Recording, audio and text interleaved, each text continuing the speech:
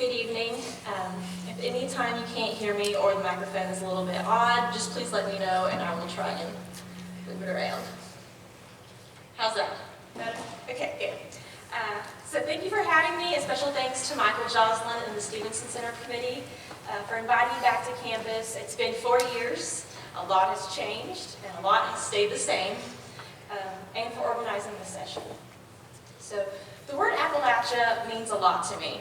It means family, it means heritage, it means dancing and food and the sounds of home. Like many Appalachians, I take pride in my identity. However, I find that I must also push against a lot of the negative or downright mythic stereotypes of Appalachia that I come across in interaction with insiders and outsiders alike.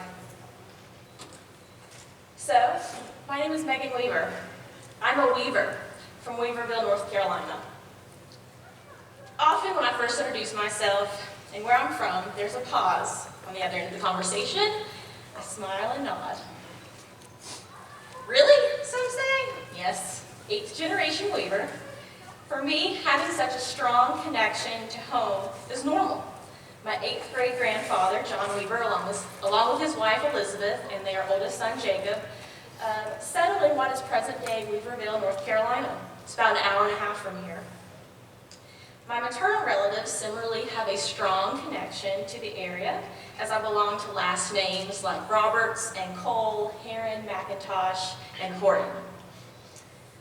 Growing up, I was surrounded by the distinct southern sounds of my grandparents, and my grandmother's always insistence that my grandfather was in yonder whenever I would show up to their house. We'd soon learn that in yonder meant the middle bedroom, but it was always in yonder. To me, nothing unique stood out about the language that I heard or used growing up. That was until I came down off the mountain for graduate school. I was at the University of North Carolina at Charlotte when I first started hearing others describe me, or my language, as mountain. My closest peers were from New York, South Carolina, and Charlotte itself, but I was the only one whose language was pinpointed as being different. So over the next 2 years, my peers would get used to my mountain talk, but my interest in my own dialect and people who spoke it would blossom. I devoured academic articles about double moguls like Mike could. I didn't know other people didn't say that. That Mike could distinguish me as Appalachian. I was amazed that people outside the South said P-I-N and P-E-N different ways. Pen and pen. I can't hear the difference. I was also affected by my weekly grocery trip to the store, where I would push a buggy, but my roommate would only ever push a shopping cart. As I have continued my life in academia, I have come to adapt my linguistic surroundings, to talk in the standard English variety, the non-dialect, the non-accent, if you will, both consciously and unconsciously, to navigate the stereotypical and often discriminatory attitudes about Appalachian speakers. Appalachian speakers have, without a doubt, fallen victim to an onslaught of images, many negative, that do not quite define the true reality of who they are. So this evening, in my talk, I'm going to contrast the true reality of what Appalachian English is, where it stems from, with the origins and impact of some of the discriminatory stereotypes and the impact of those stereotypes on Appalachian speakers. Before moving too far on, I want to provide you all with some definitions. I'm going to use some of these terms throughout the evening. Often dialect and accent are conflated by well-meaning individuals. They're definitely not the same thing. For linguists, people who study language, a dialect is a variety of a language that is distinguished by grammar, sound, and vocabulary. It's important to acknowledge that all dialects are rule-governed. All dialects are rule-governed. All dialects are rule-governed, meaning they are not random word choices or incorrect grammatical constructions. Instead, they are patterned language varieties that follow rules.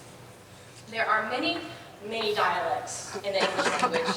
And because of this large geographic region, most scholars would argue that there are multiple Appalachian Englishes. Not just one, but multiple Englishes. For the purposes of this talk, though, I will most often refer to it as singular, as an Appalachian English. But I do recognize that there are multiple.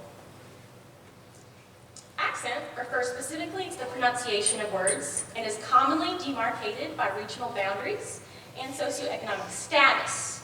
When describing dialect varieties, I will sometimes refer to the standard. Now this is the dialect of school, the dialect of business. The newscaster English, the non-dialect, the I don't have an accent, I don't have a dialect. You do. Standard English is a dialect of English. In contrast, I will sometimes refer to Appalachian English as the non-standard because for many, its linguistic features are marked as stigmatized. All dialects that aren't the standard might be described as non-standard. Lastly, Appalachia.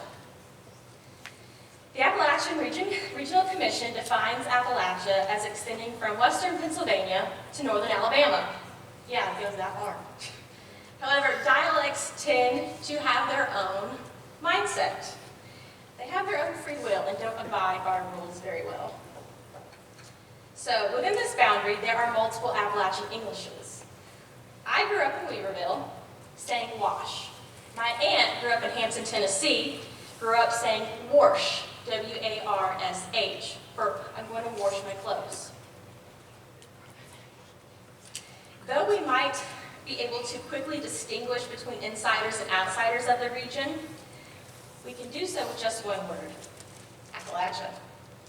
For descriptive linguists, those that describe language as it is used, there isn't a right or wrong way to pronounce this word. However, for most insiders, there is definitely a right way to pronounce this word, and it's Appalachia. Or, if you don't say it right, I'm going to throw an apple at you, as Austin, our Twitter user, liked to say. For outsiders, there are more possibilities. Sometimes it's Appalachia, sometimes it's extended to 5 syllables as Appalachia. The stereotypes of Appalachians were originally cultivated in the late 1800s by local color writers who created fictionalized images of the region to garner a wider audience for their writings. These fictionalized images have long since become accepted as truths, not just by outsiders, but also by insiders. Some of these are the stereotypical hillbilly moonshiner image. Through various 20th century media, the views of Appalachians as ignorant, backward, and even naive have led to similar ideas being projected onto the Appalachian dialect. So one example in which the persona of Appalachia crosses from person to language is with the character of Cousin Clem. On a postcard from Appalachia, Clem is sitting under a tree in front of a log cabin, barefoot, nestling a corn whiskey jug with a pipe and long beard topping off the picture. Under Clem, the postcard reads, "Welcome to the Smokies." Welcome has been altered to perhaps mimic the laid-back, whiskey-drinking character of Clem, left off the E and changed the O to a U. With the onset of television and film, these stereotypes received much more attention and reached a wider audience. So shows like Hee Haw, The Beverly Hillbillies, and Green Acres, the Appalachian became a cultural commodity, exploited for mainstream culture. In these shows, hillbillies are portrayed as naive, crude, even feral individuals connected to nature. Characters such as those in the Beverly Hillbillies are given ungrammatical constructions to play on the comical aspect of the show, despite the fact that these constructions do not mirror actual Appalachian English. They don't follow the same rule governances that the Appalachian dialect does. Now, the Dukes of Hazzard, my brother's favorite television show when he was growing up, is a much more complex representation of Appalachian culture.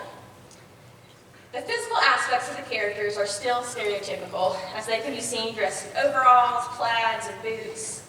the Duke Boys language maintains the grammaticality of standard English. This is in contrast to Boss Hogg's, another law enforcement's language, which actually breaks away from the standard. So in this portrayal, the good old boys speak the standard, and the bad guys speak the non-standard. This is going to reinforce the stigma of Appalachia as other and standard as the preference. Because most people, like my brother, would much rather be Bo Luke Duke than Boss Hogg or Roscoe. Now, the Dukes of Hazzard theme song by country music artist Waylon Jennings also contains several examples of non-standard language use found in Appalachian English. Just in case some of us aren't familiar, let's take a listen.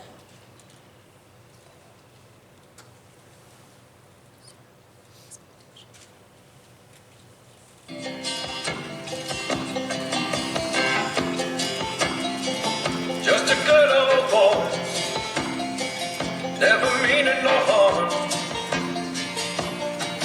Beats all you never saw, been in trouble with the law since the day they was born. Straightening the curves, flattening the hills. Someday the mountain might do them, but the law never will. Making their way the only way they know how. That's just a little bit more than the law will allow. Just a good old boy, wouldn't change if they could.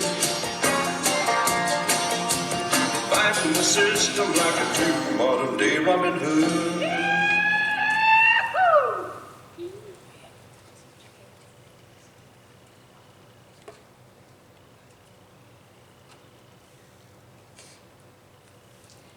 So the song includes several examples of our natural G dropping of the G off of ing constructions, as in meaning, making, and fighting.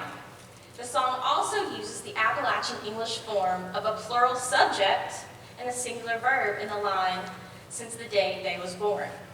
We also see the theme song employ the double negative feature of Appalachian English in the lyric, never meaning no harm.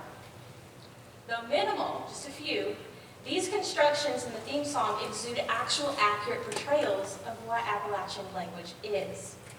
Yet they're combined with the song's outlaw context, associating negative Appalachian stereotypes with the negative perceptions of the Appalachian English itself. Some literature also plays on and heightens stereotypes through the manipulation and presentation of language. Al Capp's comic strip, Lil Abner, is an example of the use and manipulation of language to illustrate Appalachians in a very, very stereotypical light. To establish the people in Lil Abner as Appalachian stereotypes, I dialect, E-Y-E, I dialect, is employed throughout the comics. So this is a feature that will take the literary device to exude a non-standardness through deviations in spelling, and there's not actually any need for it. So in the comic strip, we would have listen, enough, special, action, delicious, introduction, barbecues, and gourmet.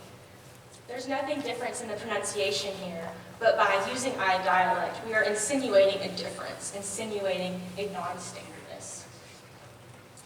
So these characterizations of the people of Appalachia continue today. They stand strong, as evidenced by MTV's television show Buck Wild, Jeff Foxworthy's comedy sketch, You Might Be a Redneck If, and the character of Pennsyltucky from the Netflix show Orange is the New Black. However, such perceptions deny Appalachians agency in the creation, maintenance, and alteration of their own identities. As such, they must continuously push against these stereotypes or either give into the identity that outsiders put on them.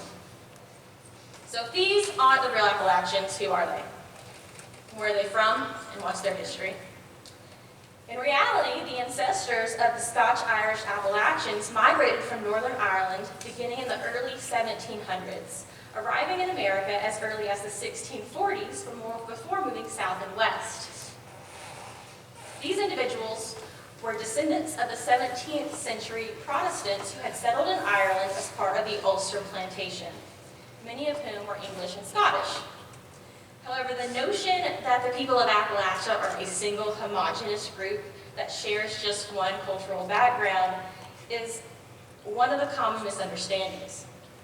It's known that the Scotch-Irish influence in Appalachia is far and wide, consuming things such as food, music, dance, and crafts. But they constitute only a small portion of the population of who Appalachia is.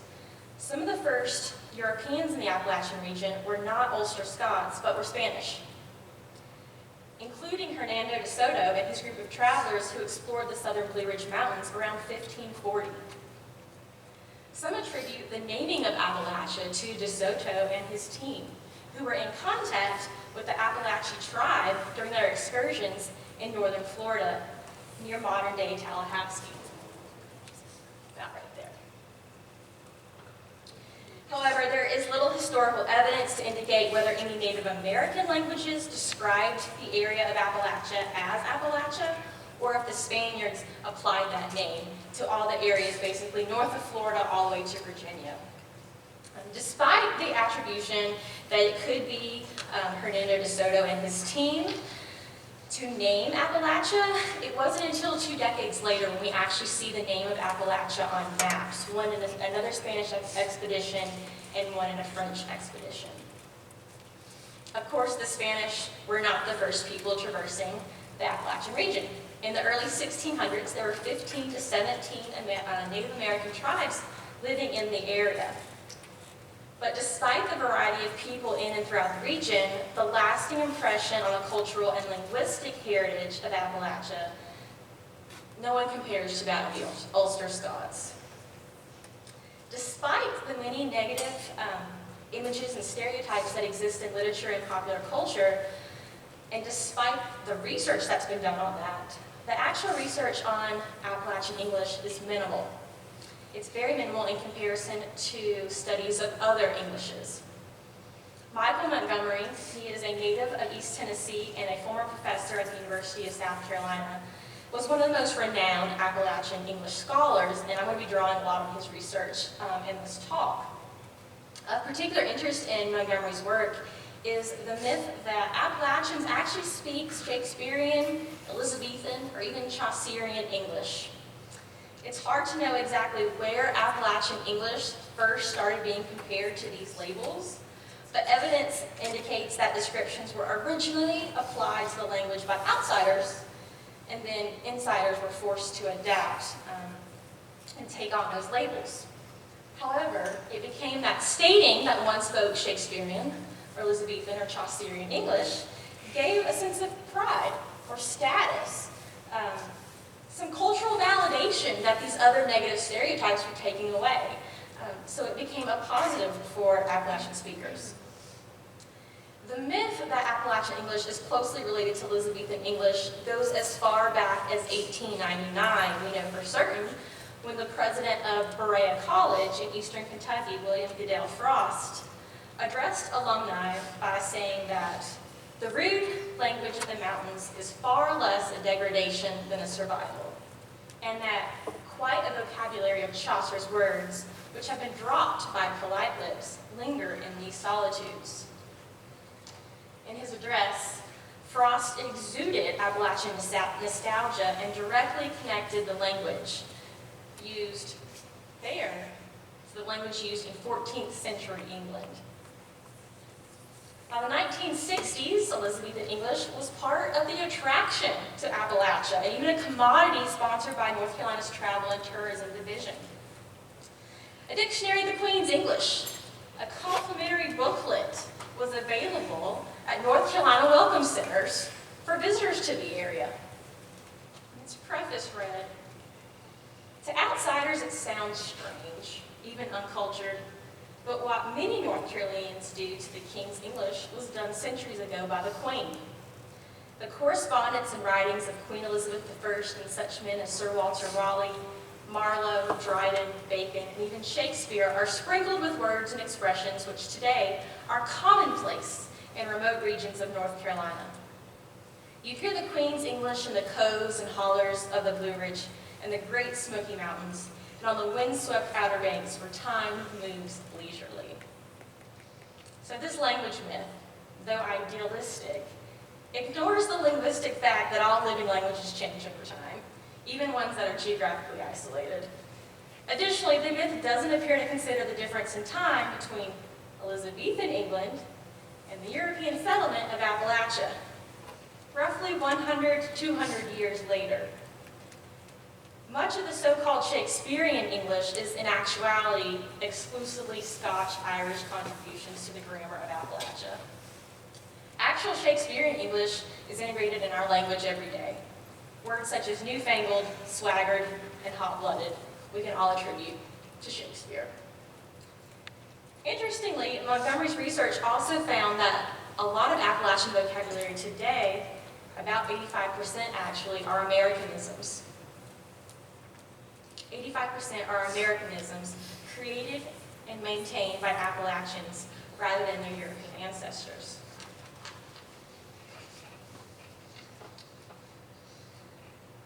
Earlier, I mentioned that all languages and all dialects are systematically patterned, meaning there are situations in which dialect features may be used and situations in which it is less common. Some Appalachian English speakers pronounce an sound at the beginning of words that end in ing. Linguists have named this the a prefix, and it is actually one of the features from England rather than from Scotch-Irish heritage. So at this time, I'm going to ask you all to draw upon your inner linguist, your intuitions, to try and figure out what is the rule of a prefixing in Appalachian English. I'm going to see if you can name the pattern. So, I have 40 handouts. I don't know how many people we have, so you might need to share with your neighbor.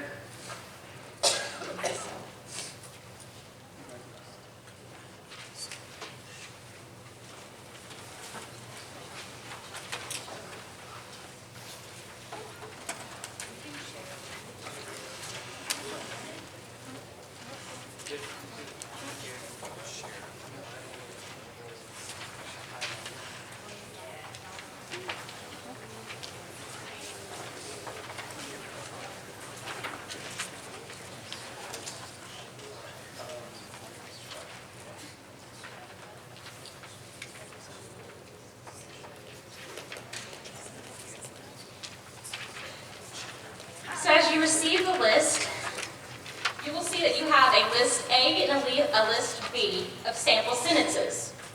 Your job is to figure out where the A goes. Does it sound better intuitively to say a building is hard work, or does it sound better to say she was building a house?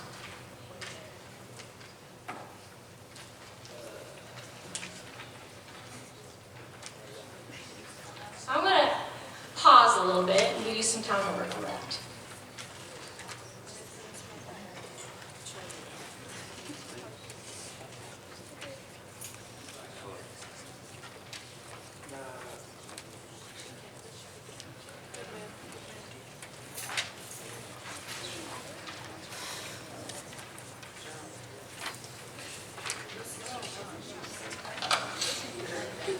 It might help to say the things out loud.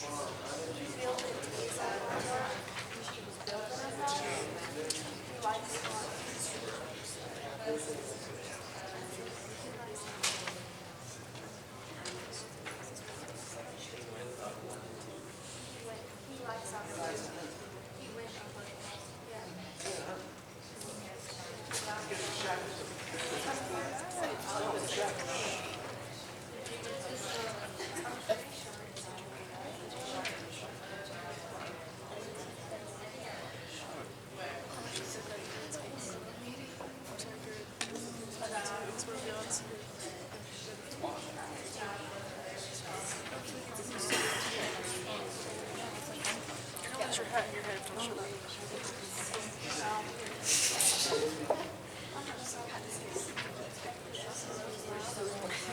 what's gonna help her?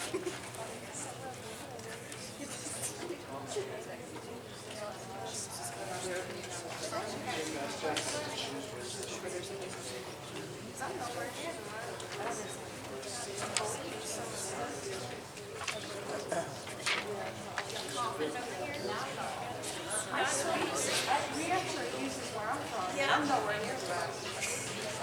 Where are you from? Out of the egg. My grandmother uses this a lot, and I'm like, okay, I know what you're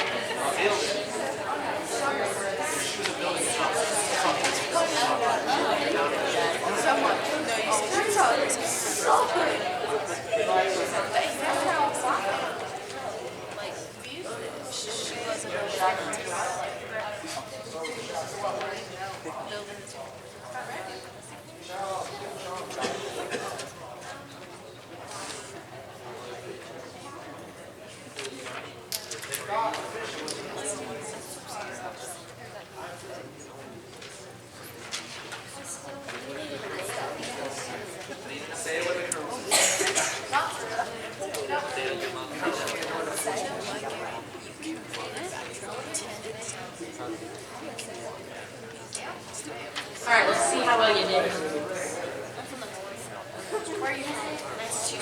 List A, 1B, she was a building a house. He went a hunting. He kept a shop in the children.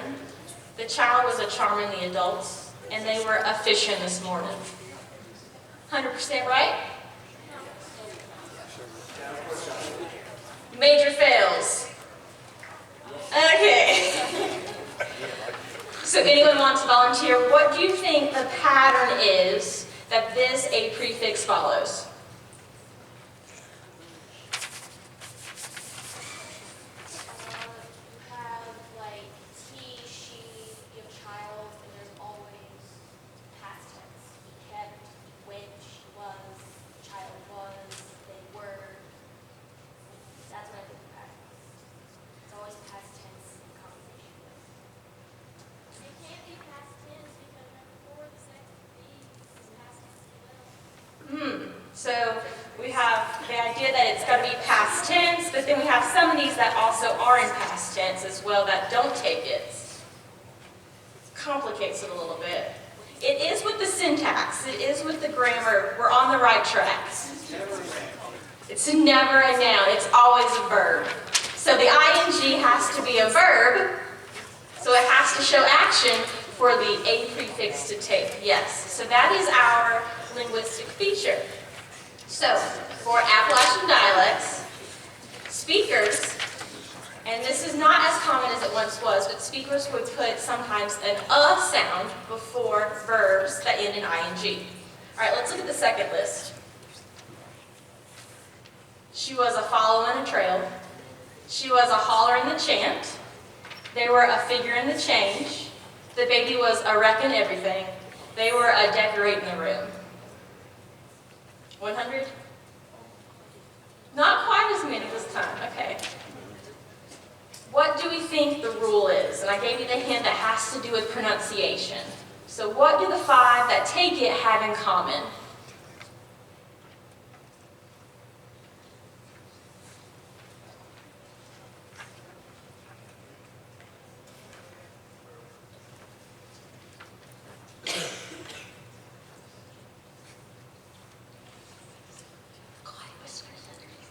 Intense thinking going on right now.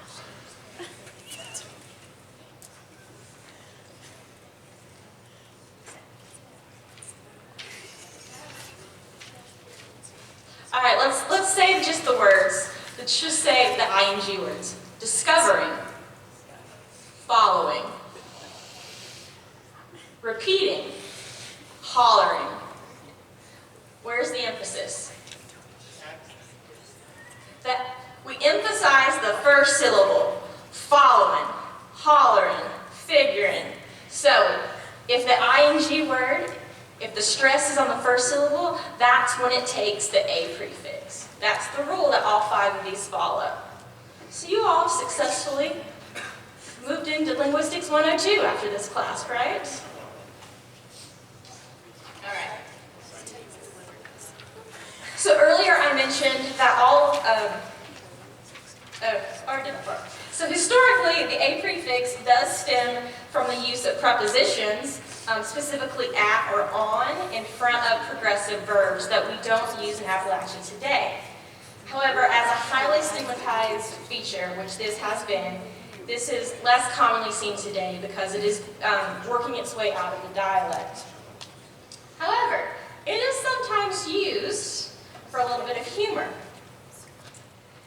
In season 7 of The Golden Girls, there's a hurricane a-coming when Sophia and Dorothy have the following exchange.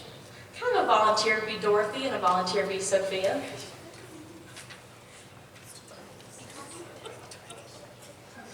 You want to be Dorothy or Sophia?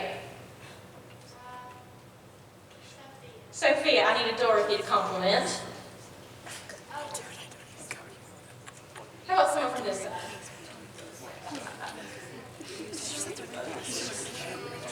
Kat, you look great. You look ready to go. Ready to go? David, you ready? Is that your David? Okay. He's got 3 monsters. I just see one other person. So we have Sophia. Can I have a Dorothy?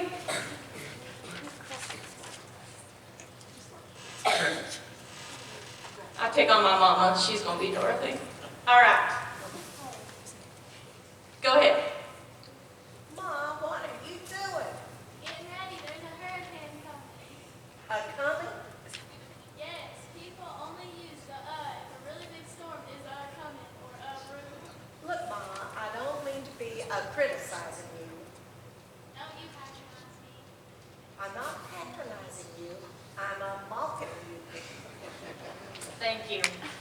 So we do see this feature being used in media, and I would think that this is recent, but season 7 was 1991, so that's been quite a few years ago. As noted earlier, all language varieties change. That's a linguistic fact.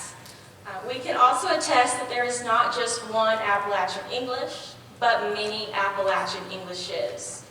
So what does the future hold for Appalachian English?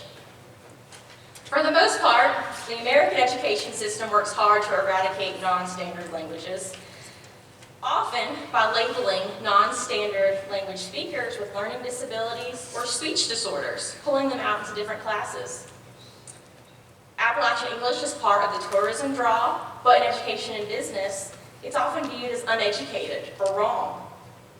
I believe we must own our own Appalachian English because, as Amy Clark and Nancy Hayward would say, Appalachian speakers carry heritage in their mouths. The Englishes of Appalachia are more than Elizabethan myth or an old-timey relic for outsiders. They are our heritage and our identity. In preparing for this talk, my mom, thank you, reminded me that my great-grandmother, Eva Heron, referred to her bedspread as a counterpane. I had never heard of this, but it appears to be French in origin, working its way into Middle English vocabulary, and later Scottish writer Robert Louis Stevenson's poetry. I do know that my grandmother, Eva's daughter, was an avid quilter, who passed down her quilts to her children and grandchildren. Even though counterpane was not passed down to my vocabulary, double modal constructions like my could, vocabulary like yonder and buggy, and sounds like the long I and light and ice were. I don't always own my Appalachian English because I was taught to erase it from certain aspects of my identity, like my academic identity.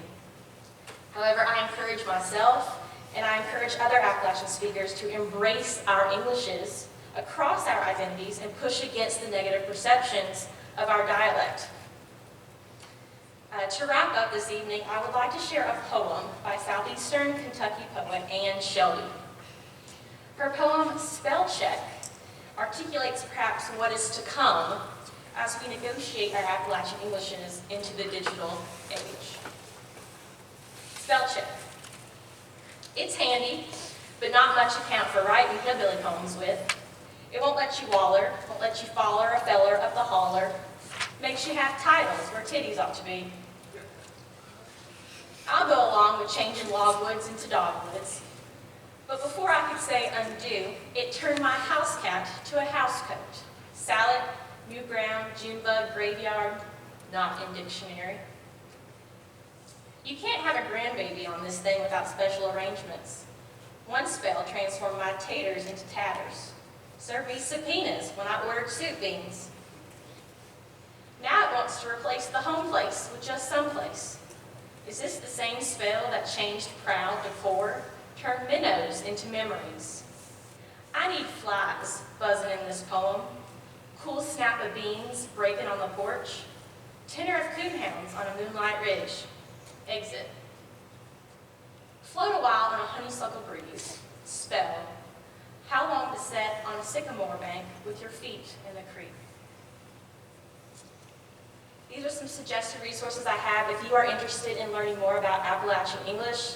The University of South Carolina has a wonderful repository of articles and maps and sounds. The Do You Speak American website has fun quizzes, but it's by PBS. And then 2 books, Talkin' Appalachian and Talkin' Tar Heel, if you're interested in learning more about Appalachia or North Carolina languages in general. Thank you.